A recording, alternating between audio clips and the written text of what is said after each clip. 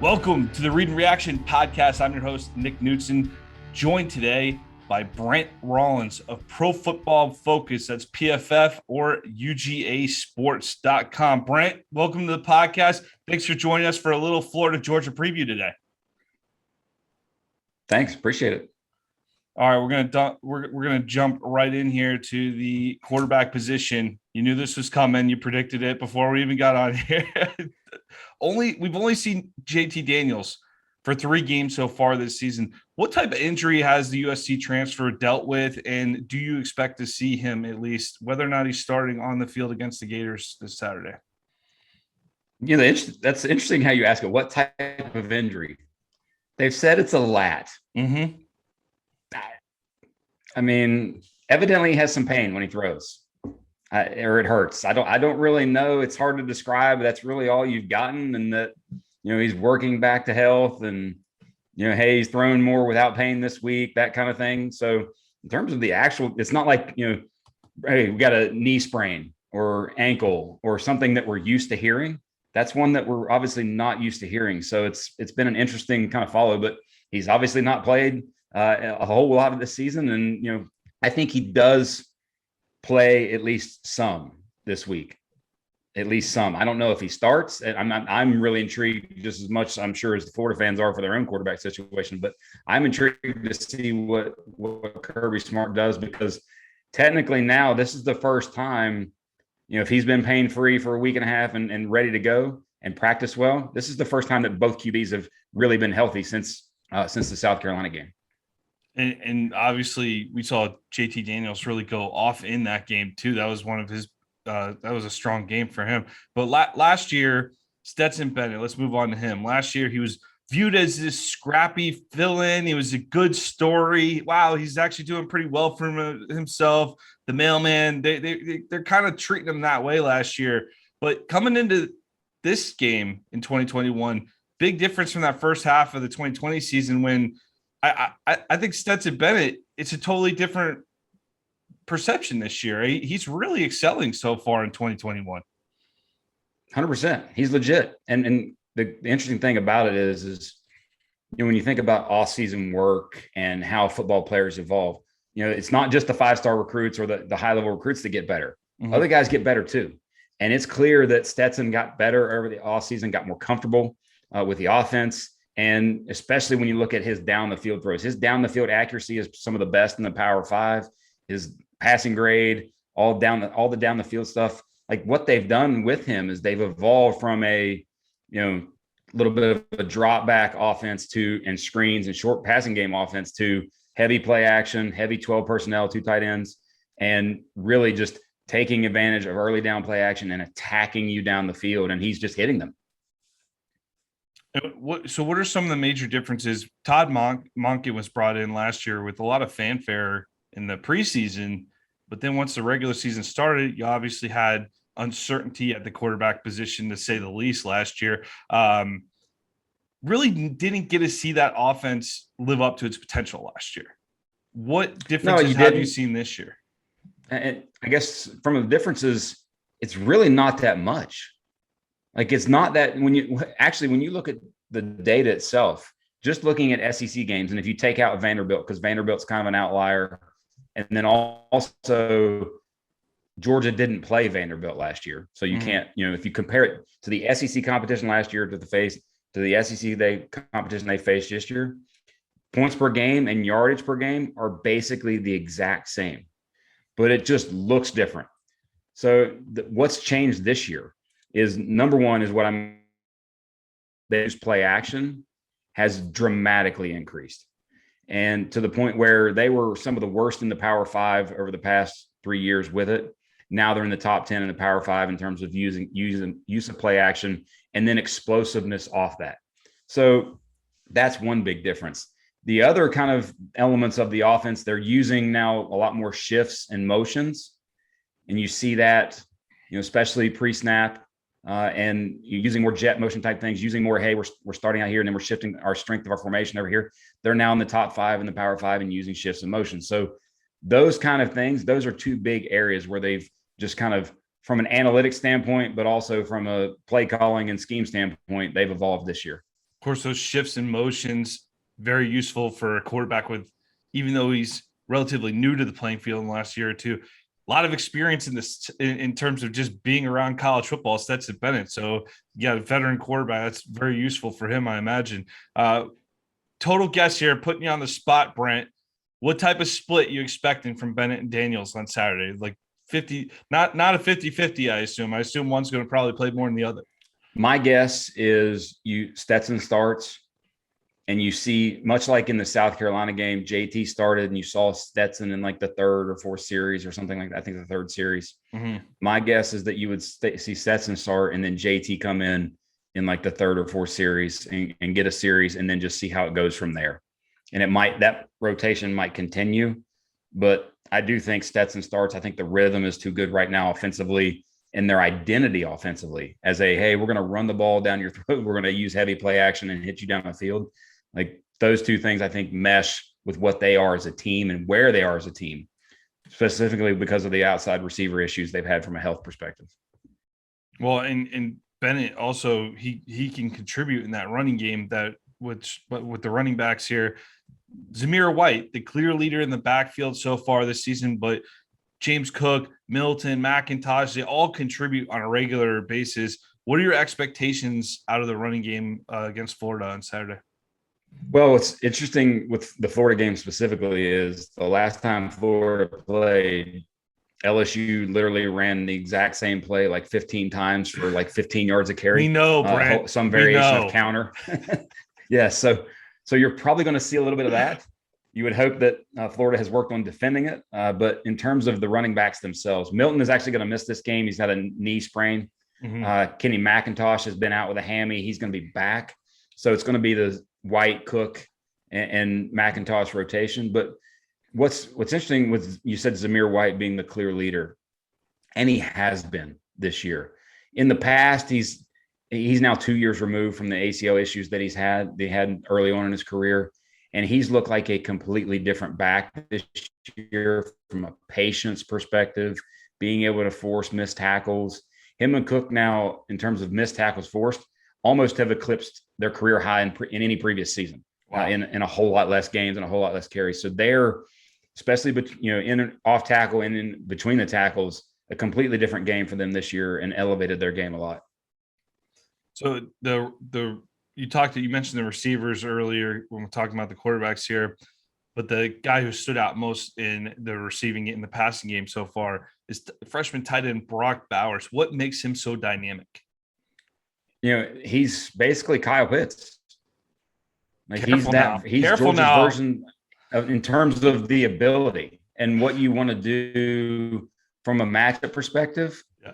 He's 6'4", 235. He's too fast for a linebacker and a safety. He's too big for a corner, much like Pitts was. Now, Pitts is, to me, a whole different level of athlete. That's why he was a top 5 pick. But mm-hmm. Bowers is in that mold from a matchup perspective.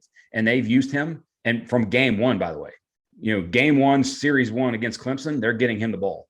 Yeah. So that tells you how special of a player he is, that they've used him exclusive as much as they have this early in the season. But he, by the way, he has one drop that was kind of he looked up the field a little bit and there, but other than that, catches everything. I mean, he is a special talent. So extremely reliable on top of everything here. McConkey, Burton, Mitchell are the other key contributors at the wide receiver position. For those of you at home, that's 2 freshmen and a sophomore. So it's a really young passing game in general so far to be complemented with this offense, real mix of youth and experience on the offense, whereas the defense is very experienced. Offense, good mix here. You've got plenty of guys coming back for next year, but do these guys at the receiver position, Bowers included, do they seem to connect better with one quarterback or the other? I think in terms of targets, like especially if you look at last season, Jermaine Burton, JT Daniels, that connection was a little more heavy than Stetson and Burton. Burton now coming back healthy this week, I think going to play this week after missing a few games. So mm-hmm. That helps them. McConkey and Mitchell, the redshirt freshman, and then the true freshman, Adonai Mitchell, those guys, they have been a savior for Georgia this season on the outside, because otherwise, Pickens went down in the spring, Eric Gilbert transfers in and, literally hasn't played a snap and probably won't. Darnell Washington, the other tight end, who's who's also a freak show in a different way. He hasn't played until the last few games. So, all the stuff, all the injuries that they've had on the outside, McConkey and Mitchell have been reliable and played every week.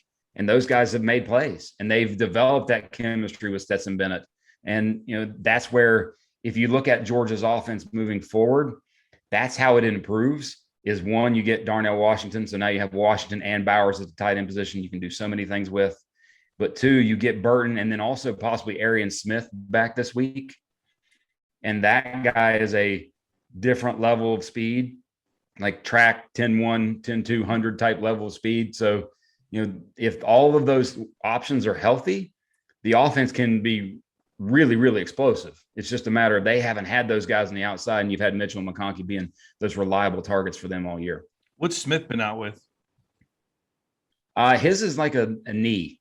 So it was initially thought of as like a, just a knee bruise or a deep knee bruise or something like that. But I think he actually sprained something or whatnot and had to get it fixed, cleaned up a little bit. But his was a knee. I think he's going to play this week. But maybe that's not always maybe not a full role, just some spots. Well, what's interesting, what's interesting about him, he has 4 career catches, 2 of which are touchdowns, I think. and the others he could have had touchdowns on the others that he was thrown to, they were just underthrown. But he's such a different level of speed. But he's only played, I think, 20 career snaps. Like, he just hasn't been on the field. He had a knee injury before he came to Georgia that, so he didn't get on the field till late last season. And then this season was rolling and then got the knee injury in the UAB game when he went up for a pass that was a little bit underthrown. So if he can be there, like, to me, he's the one guy on their offense where, like, if Burton's a really good receiver, but it's not like you're going to change what you do because he's on the field. Like, defensively and offensively, you can change what you do because Arian Smith is on the field because his speed is that next level. And so he might not have to play a lot of snaps to have a real impact in this game. Washington, you mentioned him, the 6'7" tight end. You're right. Total freak show is the right word for that guy. But we haven't seen him have a huge impact in the passing game just yet, correct? No, and you didn't really see it till like the last couple of weeks of the season last year against Missouri and then Cincinnati in the bowl game. Mm-hmm. But I think it's just because it's much like Florida's offense a year ago. When you think about Florida's offense a year ago, I think there were 8 or 9 guys that had at least 100 yards receiving. There were, in terms of the catch distribution, it was fairly distributed evenly throughout. It wasn't like it was all Pitts, all Tony. Like, that's what you see with Georgia's offense, where, all the target distribution and they're going to make an impact, but it's 3 to 5 plays a game, not 8 to 10 a game. Mm-hmm. Plenty of weapons to choose from. And just one last note on the passing game, James Cook, that's the biggest threat out of the backfield for the passing game. Very much so. Caught a touchdown against Kentucky on a little option route. It's something where I think over his career, I think he's caught like 96% of his targets. I mean, I think he's only had a couple of balls that thrown to him that he didn't catch. And he is that threat next. And McIntosh too. Both him and Kenny McIntosh are definite threats in the passing game out of the backfield. Let's talk about the offensive line real quick here. Strengths and weaknesses as a whole so far this season. I would say more the strengths, I think, are that you have consistent quality, non-replacement play across the board. Mm. You don't have an area where you're like, okay, that guy, I'm picking on that guy and that guy only. Possibly Warren Erickson at right guard a little bit, especially in a passing situation. But what Georgia has done offensively is they leaned on the run game and then leaned on play action, screens, RPOs, things like that, to where your offensive line really hasn't had to just, drop back, pass block. And what they do, I think it also helps protect that in a way. You have consistent seniors on the left side with Sawyer and Jamari Sawyer and Justin Schaefer, who have played a lot of SEC football and have played well. Jamari Sawyer kind of missed a little bit of one game, but came back and played against Kentucky, played really well, held Josh Paschal down. So those guys give you a solid left side. Warren McClendon at right tackle is just kind of that steady Eddie, always there. He's not going to completely dominate, but he's not going to get beat, consistently either. He's just, that sort of good, solid player all throughout. And then Cedric Van Pran at center, the redshirt freshman, who's, been from day one. I think he's played the most snaps on the entire offense of any of the offensive players. And he's been solid and getting better. And that's, what you see with the young guys, he's getting better week in and week out, especially in pass pro. Last question about the offense. I meant to ask this with the receivers. No chance of George Pickens back this season. I thought I read something where he was starting to practice again and potentially was eyeing a comeback for later on in the year. I wouldn't say no chance. Okay. I mean, he's out there. He's running pregame. He's been, non-contact kind of jersey running, straight ahead, not like full participant yet. But I personally, my son's a ninth grader, plays high school football, and the local high school where I go to, their best playmaker had ACL surgery in, I think, December and played in the game in August, 8 months later. Wow. And, another month after that was full go. So in 9 months, he was full go. 9 months for George Pickens would be the first weekend of December. And you're talking about a guy who's obviously had a lot more rehab and access to facilities and work than a local high school kid. So, and also I think, just the freaking nature athlete that he is, it's hard. I would not bet any money against him playing maybe getting a few snaps in one of the last couple games of their season, and then possibly being available if, in the SEC championship game, if that happens there in the 1st of December, and maybe even a little more fully available if it ends up in a playoff run for the Dogs. Well, he only needs to play one snap to get in a fight with a Georgia Tech corner, right? That's all he needs, right? That is true. And that's the last game. So you just got to get those gloves ready before that game. That's good. Very true. Very true. Let's go on to the part of the team that's really stole the headline. So the offense has certainly played well this season, but the defense is your shining star. That 3-4 front that Kirby Smart employs. We'll start up front. Potential top 10 pick in April's NFL draft, nose tackle Jordan Davis. He steals a lot of spotlight because he's a difficult man to miss. Big number 99, 6'6", 360.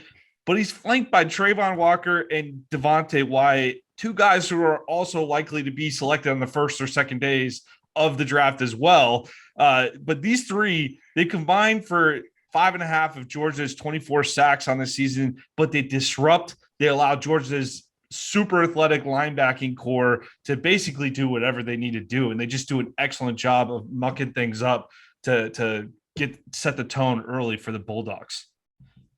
Yeah, it's unreal how good they are. I mean, it's in the depth, and it's because it's not just one guy.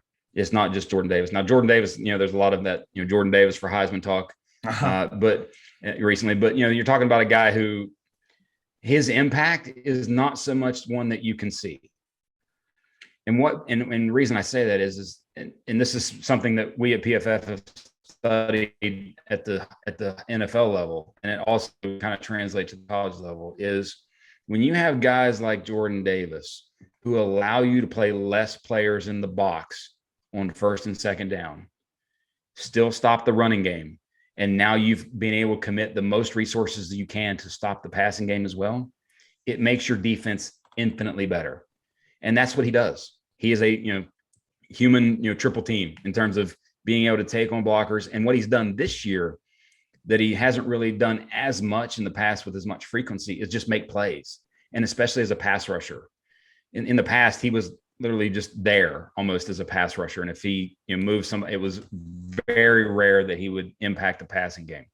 This year, he's actually getting, impacting the passing game. I think he has 3 sacks right now. So when you add what he does in the running game, and by the way, he is a freaking nature athlete. I've played spike ball with him and watched him work out, and he's unreal to be able to be that big and move like he does.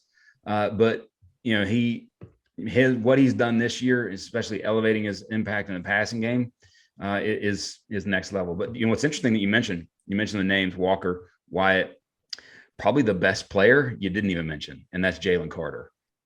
True sophomore out of, I think, somewhere in Florida that he came from. But he's a potential, out of all those guys, he's probably the potential highest draft pick out of all the players on their defense is Jalen Carter on the interior. He is Aaron Donald disruptive at 6'3", 300 pounds. Just loaded on that front. And I need to follow up on that spike ball question though. What's his spike ball game like? Does he got good hands? Oh yeah. Oh gosh, yes. Yeah. Quick feet. You see good any hands. diving action? Any dives to we keep the didn't ball in play? Didn't do any diving action. That wasn't Okay. there. We didn't get that high intensity that at that point in time. But it was he's got some insanely quick hands and quick feet. Jordan Davis playing spike ball. That's quite an image, man. That's quite an image. Probably tough to get it over his head. He's probably not going over his head too much. Let's talk about the linebacking core there too. Sam linebacker, Adam Anderson, the Mac linebacker, and Kobe Dean. They've posted combined 8 sacks. So that pressure, a lot of pressure coming from that edge spot there in the linebacking position and up the middle. But they're close to the team leaders in tackles, but what other playmakers are really standing out at the linebacker position for the Dogs this season? There's 3 primary ones that play, and Georgia mostly does 4 down linemen for the most part, the 2 linebackers, and that's usually Nakobe Dean and Quay Walker, and the other is Channing Tindall. And all 3 of those guys have elite level speed. Quay Walker is more of the bigger guy. He's like 6'3", probably 235, 240, just is an imposing physical force, but all can run. Nakobe Dean this year, and he's been good over the past 2 years and played a lot as a freshman, played a lot, was the primary guy and played a ton over the past 2 years. But he's taken another big time leap this year, especially as a pass rusher. When they use Nakobe Dean on blitzes, he's been next level. He's been sort of that Roquan Smith-esque as a pass rusher to the point where I think he, in terms of pressures, he's one of the top 5 on the team in pressures on, maybe a third of the pass rush snaps that they have. It's been highly effective, and what's interesting about it, and what it's going to be interesting to see in this game is, are they still able to get pressure with 4? Because what Georgia does a lot is, hey, I got 4 down linemen, or I got 5 guys walking up, and only 4 are coming. So you're still committing a lot of resources to defending the pass, and because of the stunts, because of, hey, looks like this guy's coming, but it's actually this guy coming, you see a lot of unblocked pressures, or you see a lot of where the offensive line is reacting late and they're getting pressure because of that. So that is going to be key for Florida this weekend, is how do they deal with the sort of simulated pressures, as it's termed, that Georgia runs out frequently, especially on 3rd down. Well, that covers the front 7 pretty well. Let's go on to the secondary. And last season, I feel like an underrated storyline to that game in Jacksonville, where the wheel routes, we like to talk about our wheel routes in that game, but y'all lost Richard LeCount right before that game, who was a big time leader in that secondary. And that, I felt like that was a major injury. We talk about how dominant the defensive front has been, but does Dan Mullen and hopefully Anthony Richardson, I say hopefully because we're not sure if we're going to see Emory Jones start this game or not. It's not official, but hopefully Anthony Richardson have a good chance of making it a long day for the UGA secondary, or how you feeling about that matchup? Well, it's interesting because I think Florida's outside receiver options are not what they were a year ago. Like the Grimes being gone, like that's an underrated story for them. It's not just Pitts and Tony, but Grimes being gone was, he was good for them and good in, big guy, good in contested catch situations. But you look at last year's game, like you said, Richard LeCount didn't play. Lewisine knocked out both himself and then also Kyle Pitts in the second quarter. So while Florida had depth that they could, put in guys and still do things with on the offensive side of the ball, Georgia did not have that depth on the defensive side of the ball. And it really impacted the game greatly. Now this year, they've been able to sustain and get a lot really good play from their secondary. One, because you got 2 corners who are playing really well on the outside. Keely Ringo, redshirt freshman who missed all of last year, but was a top 10 recruit and looks the part. He's the other guy to me, other than Jalen Carter, that has the potential to be the highest draft pick. And then you got Darion Kendrick on the other side, the transfer from Clemson. Those 2 guys have played really well on the outside. And Georgia, by the way, Georgia's played a lot more zone in order to kind of protect that young secondary. They've played a lot more zone this year. About 3/4 of the snaps they've been playing zone, as opposed to 50-50 man zone in the past. And, that's also allowed other guys like the slot corner or star in their defense, they term it Latavius Brini, to play well. You had Chris Smith and then Chris Smith, who came in for LeCount last year. He's back. He's supposed to be back this week. He had missed the game with the shoulder thing, or missed the last game with the shoulder issue. So you've got experience, but that's gaining more and more experience and getting more and more confidence each week. And I don't know that Florida has the guys on the outside this year. I think Florida, in terms of how they're going to attack, are going to be attacked between the numbers. I think you're going to see most everything be between the numbers, trying to get the safety, the nickel corner, and trying to get the linebackers into coverage with their interior guys, their slot guys, their tight ends, and H-backs that they have. Good points all around. I really would like to see. It seems like that our issue with Emory Jones has been there's just not a lot of attacking downfield. And I feel like against this Georgia defense, that's where we need to focus. And Anthony Richardson seems to do a better job at that. With Jacob Copeland and Anthony Richardson, that matchup, Copeland might be that guy who might be able to stretch this Georgia defense. And we saw Justin Shorter finally break out a little bit against LSU, got buried behind the fact that we couldn't stop 15 counter plays. But the man had probably his best game, including that Hail Mary catch right before the half. Probably his best game as Gator. So like to see how that develops too with Richardson. But Brent, great information on this Dogs roster, top to bottom here. Looking forward to this game Saturday. Put you on the spot here for a prediction. I think we actually, on our UGA Sports on the Rivals UGA Rivals site that we do a prediction every Friday, and I think mine was something in the 38-13 type realm. And for me, there's two ways this game goes. Is if Dan Mullen, I think, is patient, insanely patient, and is okay with just going, hey, 4 yards on first down, 2 yards on second down, 2 yard, living in third and short, third and 4, third and 5 with his running game, and staying patient, quick passing game, things like that, I think they can hang around, much like Kentucky did.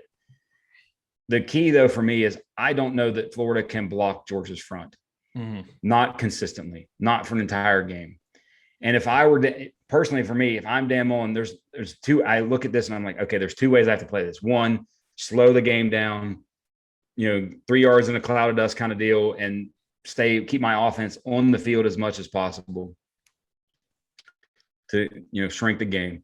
Or two, put it in Anthony Richardson's hands 50 times, like 30 to 35 passing attempts and 15 to 20 rushing attempts. Like every play, it's either him running it, giving it on some sort of replay, or him throwing the ball, just because he's that from an athletic perspective. You could just see, like, especially against LSU, I watched every snap of the LSU game, and Emory's just a count or two late every time in terms of seeing things. Yep. And Richardson would see it and let it rip, like, instantly. And I think you can't be a count or two late against the Georgia defense, because you're going to get hit, or they're going to deflect balls or get turnovers. If you're going to play, you just got to let it rip and hope that, maybe that guy has the craziest day of all days and is just the best player on the field. If you're Florida, that's what your hope is to me. But I don't see that happening, because I just don't see their front blocking Georgia's front for 4 quarters. It's just, I don't see it. Now, Georgia, I think Florida can actually slow Georgia down a little bit, because 6 and 9 are really good. Carter and Dexter. Mm-hmm. And they are, really, really good, but they also play a ton. And the fact that they play so much, if Georgia's on the field for any extended period of time, I think they're going to wear down a little bit. And that's why I see, like, this game being kind of like the Kentucky game, where it's a little bit, somewhat close in that towards the end of the first half. And then as the third and fourth quarters get into play, the physical nature of Georgia just takes over, and they take over the game eventually. I definitely worry about that Georgia offense being able to play bully ball. Unfortunately, we've had a track record, these big games the last couple of seasons. We just fall behind early. Even last year, y'all were up 14-0 against us, right? Bama, 5 straight touchdowns to open the SEC title game. I feel like I say this every podcast now, because we're on a get Anthem out of here kick. at the moment. Y'all went through the same thing, right?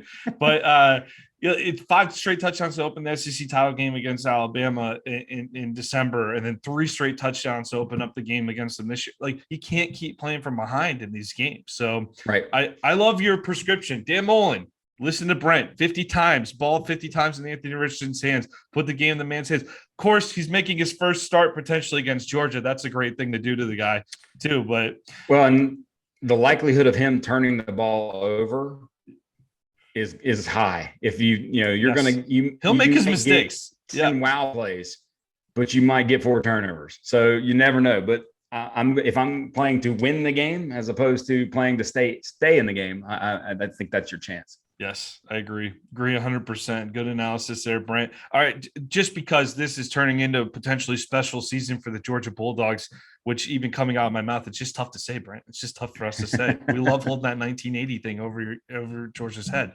That's been a fun thing for us. But if this game is won on Saturday, I don't see a game on the rest of their schedule that's even remotely makes me nervous if I'm looking at it from a Georgia perspective.